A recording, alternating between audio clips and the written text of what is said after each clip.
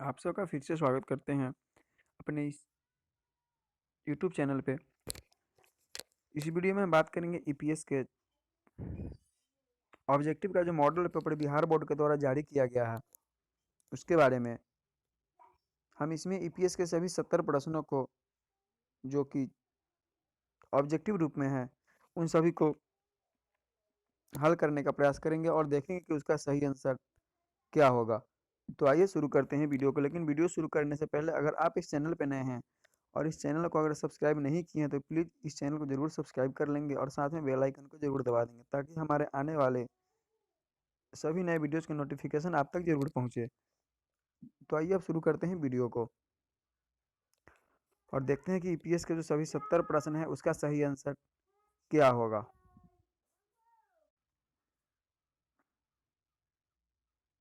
आपके सामने यहाँ पे खुल गया ईपीएस का मॉडल पेपर जो कि बिहार बोर्ड के द्वारा जारी किया गया है। आप यहाँ देख सकते हैं कि इस बार एग्जाम पैटर्न में कुछ चेंज किया गया है जिसमें कि आपसे ऑब्जेक्टिव प्रश्न 70 पूछे जाएंगे और इन 70 में से आपको 35 प्रश्नों का जवाब देना है। तो आइए अब शुरू करते हैं बारी बारी से। जो 70 प्रश्न बोर्ड के द्वारा जारी किए गए हैं उन सभी प्रश्नों के सही आंसर क्या होंगे। एक नंबर क्वेश्चन है, जिन उत्पादों की मांग अधिक होती है वे होते हैं। ऑप्शन है अधिक लाभप्रद, अधिक हानिकारक, ए और बी दोनों, उपरोक्त में से कोई नहीं। तो इस क्वेश्चन का जो सही आंसर होगा वो हो जाएगा ऑप्शन नंबर ए, अधिक लाभप्रद। दूसरा क्वेश्चन है, निम्न में कौन सा अवसर बोध का एक तत्व है। समझ की शक्ति, परिवर्तन पर नजर, नव परिवर्तनीय गुण, इनमें सभी। तो इसका भी आंसर हो जाएगा ऑप्शन नंबर डी, इनमें सभी। अगला क्वेश्चन है, आर्थिक सहायता है, रियायत, बट्टा, पुनः भुगतान, इनमें कोई नहीं। तो इसका जो सही आंसर होगा वो हो जाएगा ऑप्शन नंबर सी, पुनः भुगतान। क्वेश्चन नंबर 4, बाजार मूल्यांकन को कौन सा तत्व प्रभावित नहीं करता है। ऑप्शन है सूक्ष्म वातावरण, विपणन मध्यस्थ, मांग, प्रतियोगी। तो इसका सही आंसर होगा वो हो जाएगा ऑप्शन नंबर सी, यानी कि मांग। क्वेश्चन नंबर 5, सफल उपक्रम की आवश्यक शर्त है। ऑप्शन है प्रभावपूर्ण नियोजन, सुपरिभाषित संस्थागत लक्ष्य, ए और बी दोनों, या फिर इनमें से कोई नहीं। तो इसका जो सही आंसर होगा वो हो जाएगा ऑप्शन नंबर सी, यानी ए और बी दोनों। क्वेश्चन नंबर 6, एक अच्छी योजना होती है खर्चीली, समय लेने वाली, लोचपूर्ण, संकीर्ण। तो इसका सही आंसर जो होगा वो हो जाएगा ऑप्शन नंबर सी, यानी कि लोचपूर्ण।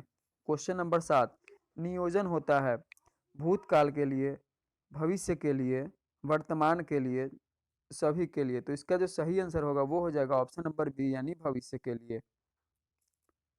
क्वेश्चन नंबर 8, परियोजना निम्नलिखित से संबंधित नहीं होती है।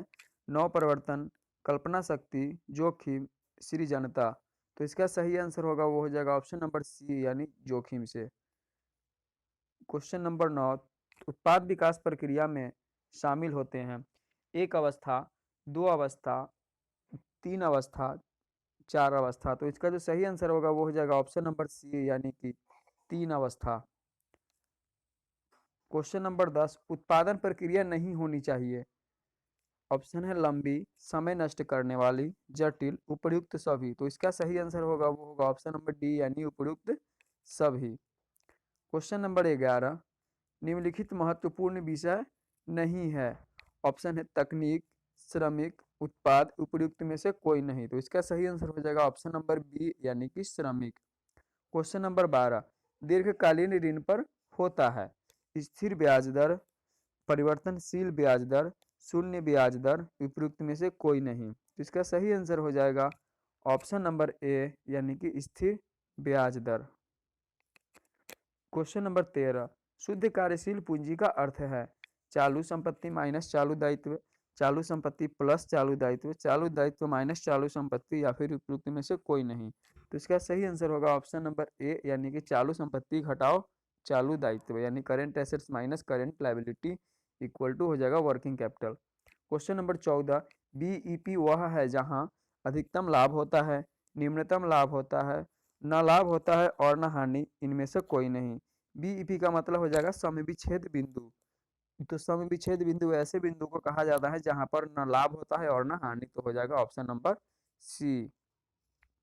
क्वेश्चन नंबर 15, लाभदायकता अनुपात सामान्यतया प्रदर्शित की जाती है साधारण अनुपात में, प्रदर्शित अनुपात में, गुना में, इनमें से कोई नहीं। तो इसका सही आंसर होगा वो हो जाएगा ऑप्शन नंबर बी यानी कि प्रतिशत में। क्वेश्चन नंबर 16, स्कंध आवर्त अनुपात आता है तरलता अनुपात, लाभदायकता अनुपात, क्रियाशीलता अनुपात या फिर वित्तीय स्थिति अनुपात। तो इसका जो सही आंसर होगा वो हो जाएगा ऑप्शन नंबर सी यानी कि क्रियाशीलता अनुपात यानी एक्टिविटी रेशियो। क्वेश्चन नंबर 17, चालू अनुपात होता है आर्थिक चिट्ठा अनुपात, लाभ हानि अनुपात, मिश्रित अनुपात, इनमें कोई नहीं। तो इसका सही आंसर होगा वो होगा ऑप्शन नंबर ए यानी आर्थिक चिट्ठा अनुपात।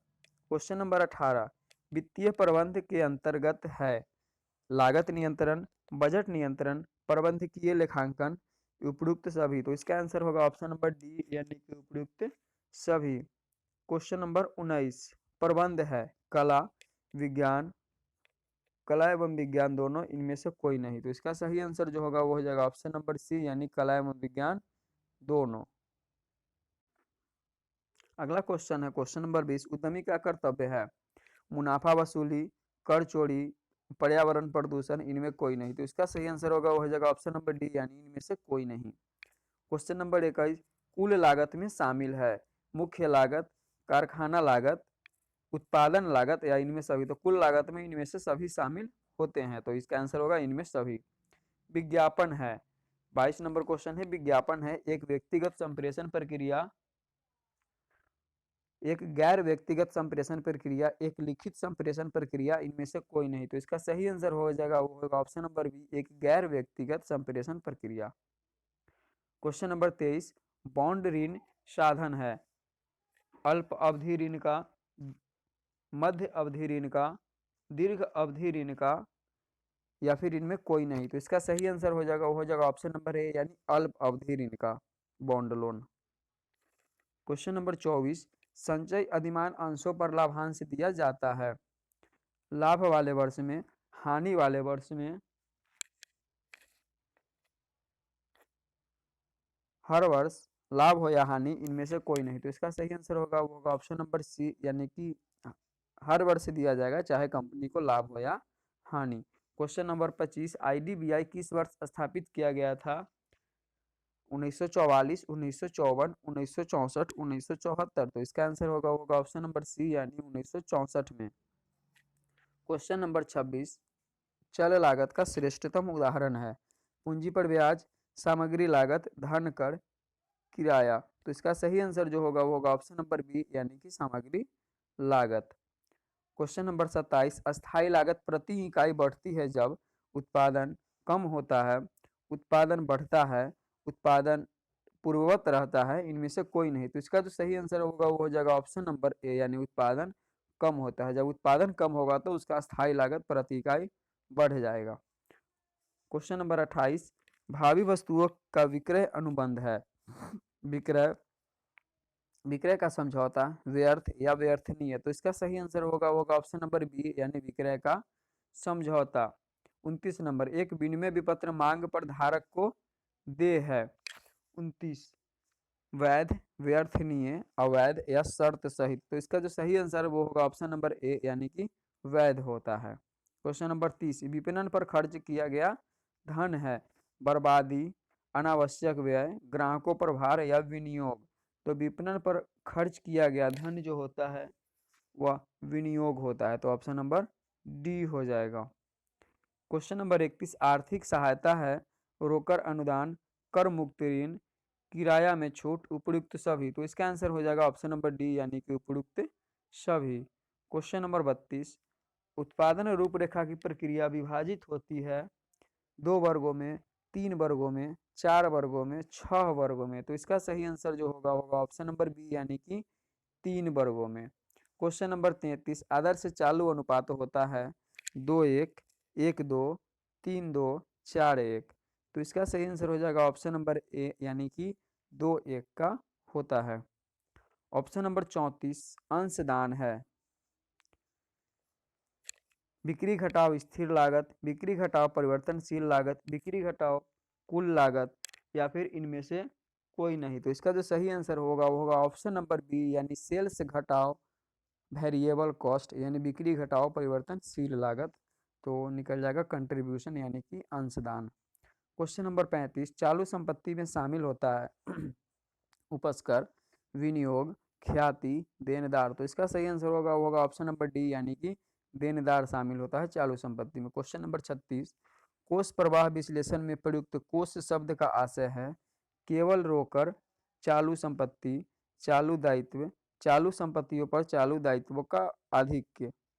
तो इसका जो सही आंसर होगा वो होगा ऑप्शन नंबर डी, यानी चालू संपत्तियों पर, चालू संपत्तियों का चालू दायित्वों पर आधिक्य बराबर हो जाता है फंड।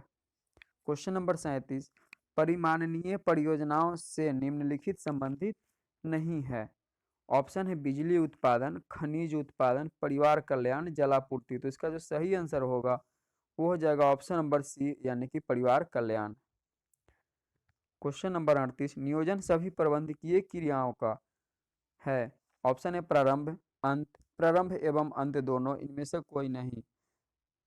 तो इसका जो सही आंसर होगा वो हो जाएगा ऑप्शन नंबर ए, यानी कि प्रारंभ। नियोजन से सभी प्रबंधकीय क्रियाओं का प्रारंभ हो जाता है और नियंत्रण पर जाकर के सभी प्रबंधकीय क्रियाओं का अंत होता है। तो नियोजन जो है वह सभी प्रबंधकीय क्रियाओं का प्रारंभ है।